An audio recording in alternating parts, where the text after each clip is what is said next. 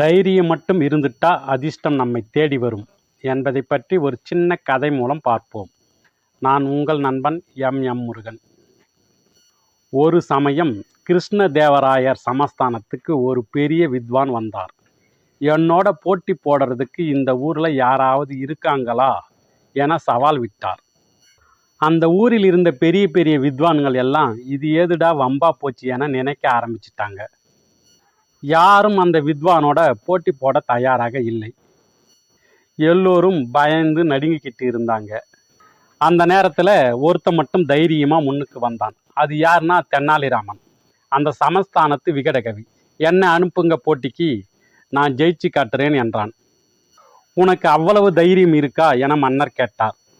தைரியம் மட்டும்தான் என்கிட்ட இருக்கு, ஆனால் தைரியம் இருந்தால் அதிர்ஷ்டம் தேடிக்கிட்டு வரும்னு எனக்கு தெரியும் என்றான் விகடகவி தென்னாலிராமன்.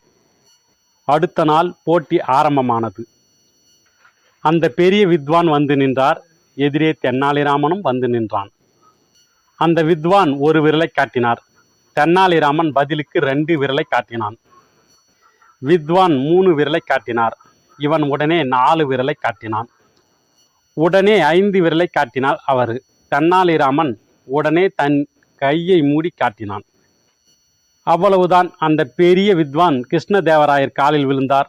நான் தோத்துட்டேன், என் தோல்வியை ஒத்துக்கிறேன் என சொல்லிவிட்டு எழுந்தார். கிருஷ்ணதேவராயரும் அவரை தனியாக அழைச்சிக்கிட்டு போய் என்ன நடந்தது என விசாரித்தார். அதற்கு அந்த வித்வானும் விளக்கம் கொடுத்தார். ஆண்டவன் ஒருவன்தான் உண்டு என நான் ஒரு விரலை காட்டினேன். அப்படி இல்லை, சக்தியோடு சேர்ந்து சக்தியும் சிவன் 2 பேரும் உண்டு என உங்கள் வித்வான் 2 விரலை காட்டினார். மூர்த்திகள் 3 பேர் என நான் 3 விரலை காட்டினேன். வேதங்கள் 4 என சொல்லி அவர் 4 விரலை காட்டினார். பஞ்சபூதங்கள் 5 என நான் 5 விரலை காட்டினேன். அவரோ அதையெல்லாம் அடக்கி ஆளணும் என தன் கையை மூடி காட்டினார்.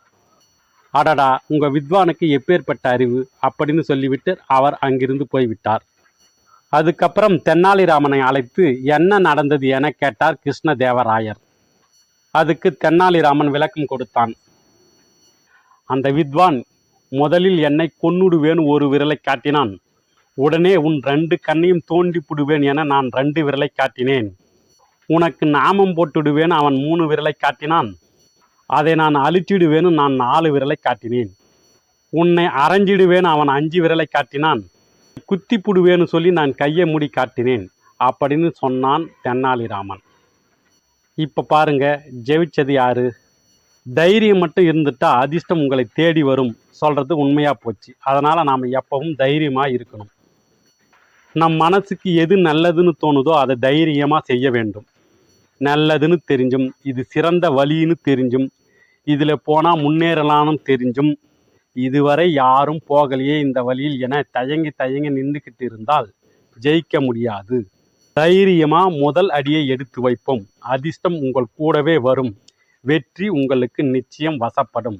நன்றி. மீண்டும் ஒரு கதையில் பார்ப்போம்.